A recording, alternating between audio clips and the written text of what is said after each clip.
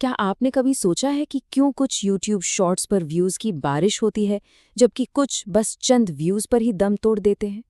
आज के इस डीप डाइव विश्लेषण में हम हवाई बातें नहीं बल्कि उन डेटा ड्रिवन स्ट्रैटेजीज को डिकोड करेंगे जो आपके शॉर्ट्स को वायरल बना सकती हैं।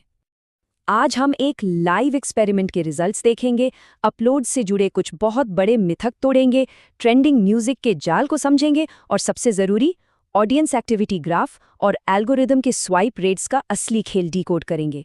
चलिए बिना किसी देरी के शुरू करते हैं। तो सबसे पहले सीधे चलते हैं एक बहुत ही शानदार अपलोड एक्सपेरिमेंट के रिजल्ट्स पर। इमेजिन कीजिए, एक ही एजुकेशनल शॉर्ट वीडियो को दो बिल्कुल नए चैनल्स पर अपलोड किया गया। कंटेंट एकदम सेम।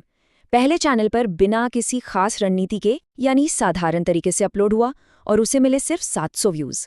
लेकिन दूसरे चैनल पर उसी वीडियो को एक प्रो अपलोड स्ट्रैटेजी के साथ डाला गया और रिजल्ट्स 15,000 से भी ज्यादा व्यूज़। जी हाँ, पूरे 15,000 व्यूज़, और वो भी एक लिमिटेड ऑडियंस वाले कंटेंट से। सिर्फ अपलोड करने का सही तरीका इस्तेमाल करने से ना केवल व्यूज़ आए बल्कि 1,000 से ज़्यादा सब्सक्राइबर्स भी मिल गए। ये एक्सपेरिमेंट साफ दिखाता है कि आप कैसे अपलोड करते हैं, या आपके कंटेंट जितना ही मायने रखता है। लेकिन अपनी अपलोड स्ट्रैटेजी को मास्टर करने से पहले हमें उन आम मिथकों को दिमाग से निकालना होगा जो अनजाने में आपकी वीडियो की परफॉर्मेंस को बर्बाद कर रहे हैं। सबसे पहला और बहुत आम मिथक, हमें लगता है कि लैपटॉप से अपलोड करना ज़्यादा प्रोफेशनल है, राइट? बिल्कुल नहीं। असल में शॉर्ट्स को अपने फ़ोन से अपलोड करना एक गेम चेंजर है। क्यों?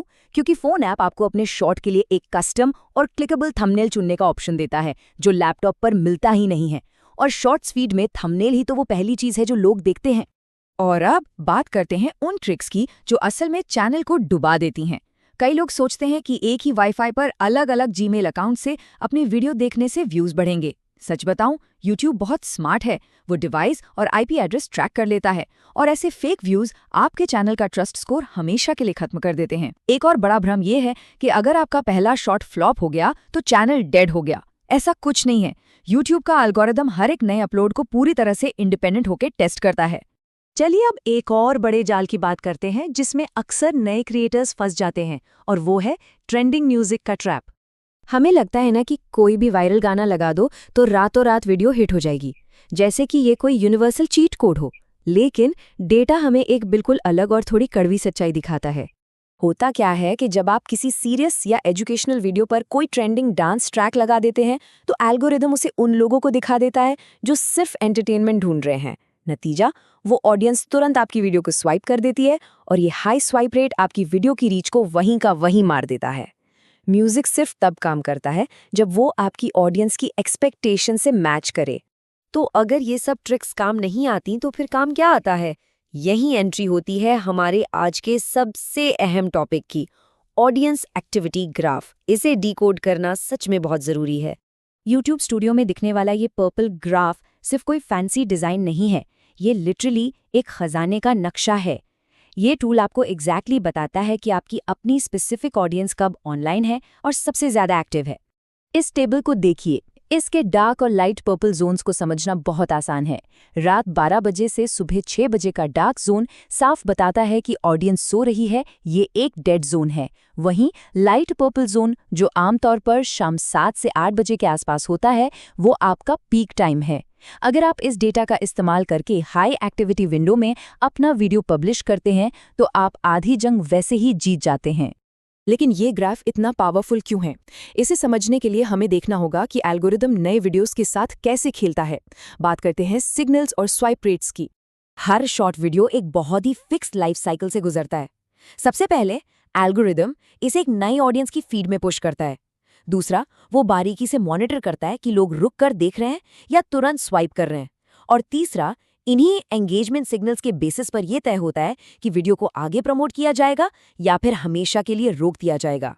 अब सोचिए, अगर आप डार्क पर्पल यानी इनएक्टिव टाइम में वीडियो अपलोड कर देते हैं तो क्या होगा? एल्गोरिदम आपकी वीडियो को ऐसी कोल्ड ऑडियंस पर टेस्ट करेगा जो आपको जानती ही नहीं है। जाहिर है, वो लोग तुरंत स्वाइप कर देंगे और इस भयानक स्वाइप रेट स्पाइक की वजह से आपका अच्छा खासा कंटेंट बर्बाद हो जाएगा। इसके बिल्कुल उलट, जब आप पीक एक्टिव टाइम पर अपलोड करते हैं तो आप सीधे अपनी वार्म और लॉयल ऑडियंस को टारगेट कर रहे होते हैं। ये वो लोग हैं जो आपके कंटेंट को पसंद करते हैं, तो वो तुरंत लाइक्स और कमेंट्स के जरिए वो क्रिटिकल इनिशियल एंगेजमेंट देते हैं। इससे आपका स्वाइप रेट लगभग 0 हो जाता है, और यही वो मैजिक सिग्नल्स हैं जो एल्गोरिदम को मजबूर कर देते हैं कि वो आपके शॉट को एक मैसिव ग्लोबल वायरल पुश दे।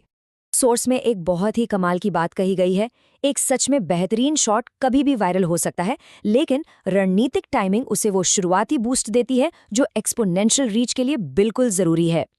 तो अब फैसला आपको करना है, क्या आपकी अपलोड स्ट्रैटेजी अभी भी सिर्फ किस्मत के भरोसे चल रही है, या फिर आप ऑडियंस डेटा को एल्गोरिदम का अगला कदम तय करने देने के लिए तैयार हैं।